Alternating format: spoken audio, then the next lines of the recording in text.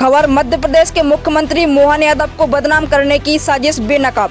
जमीन के सारे आरोप निकले फर्जी। वहीं भाजपा के प्रदेश अध्यक्ष हेमंत खंडेलवाल ने खोली कांग्रेस की पोल। कहा जीतू कमलनाथ दिग्विजय से कम है सीएम की जमीनें। झूठे आरोपों पर बीजेपी ने किया पलटवार। कहा विकास का मुकाबला नहीं कर पा रही कांग्रेस। भूमि घोटाला आरोप में तथ्यों के साथ बीजेपी ने खोला कांग्रेस के झूठ का पुलिंदा। कहा मास्टर ऐलान से पहले की हैं सभी जमीनें। बढ़ते कद से घबराए विरोधी। मोहन यादव की राजनीतिक प्रतिष्ठा बढ़ने के साथ ही उनके प्रतिद्वंदी बेचैन हो रहे। भू संबंधी सभी आरोप झूठे साबित और उनको खंडित करते नजर आए प्रदेश के अध्यक्ष हेमंत खंडेलवाल। जरा सुनिए इस रिपोर्ट में।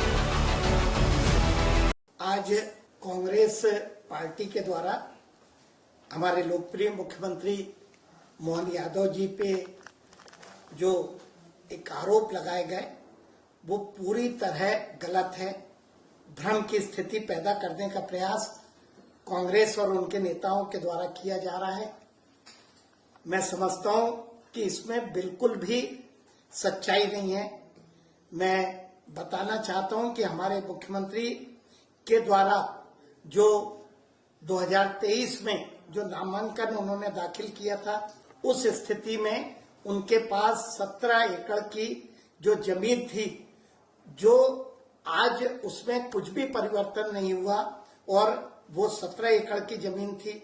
उनकी पत्नी सीमा यादव के नाम से 12.29 एकड़ की जो जमीन थी, इसमें भी 2026 में कोई परिवर्तन नहीं हुआ। एक सिद्धि विनायक कंपनी जिसकी उस आरोप पे जिक्र किया गया, उसके पास 2023 में 68 एकड़ जमीन थी, जो जून में घट के मात्र 65 एकड़ रह गई। और इसमें भी मुख्यमंत्री के द्वारा 2017 में इसके डायरेक्टर के पद से इस्तीफा दे दिया गया।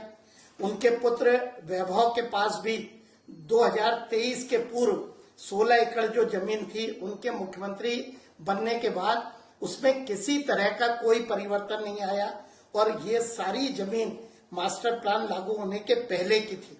उनकी पुत्रवधू जिसकी अभी विवाह हुआ है, शालिनी यादव के द्वारा जरूर 10 एकड़ की कृषि भूमि खरीदी गई, जो कि विकसित जो मास्टर प्लान एरिया है उसके बाहर की थी।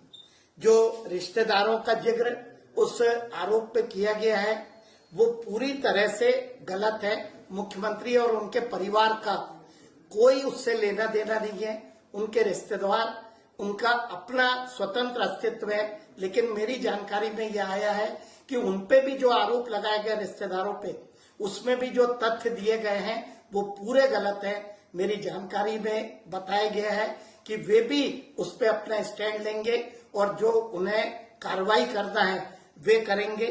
किसी लोकप्रिय मुख्यमंत्री को जिसके द्वारा प्रदेश के विकास में लगातार काम किया जा रहा है, इस प्रदेश को विकसित बनाने का काम किया जा रहा है, चाहे किसानों की बात करें, चाहे इंडस्ट्रियल प्रोग्रेस की बात करें, इस प्रदेश को, मध्य प्रदेश को इस देश के सबसे विकसित राज्यों में ले जाने का काम हमारे जो लोकप्रिय मुख्यमंत्री मोहन यादव जी कर रहे हैं। उनके खिलाफ एक षड्यंत्र का काम कांग्रेस पार्टी कर रही है।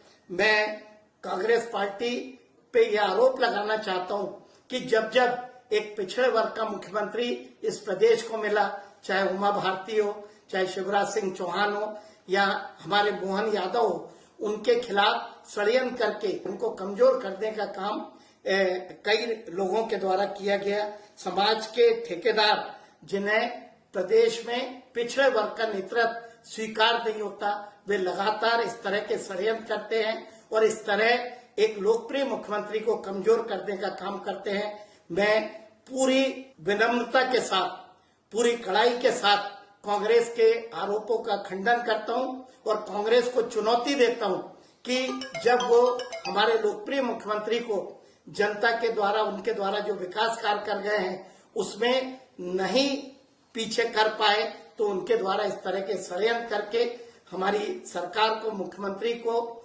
कमजोर करने का काम किया जा रहा है, जिसे इस प्रदेश की जनता कतई बर्दाश्त नहीं करेगी।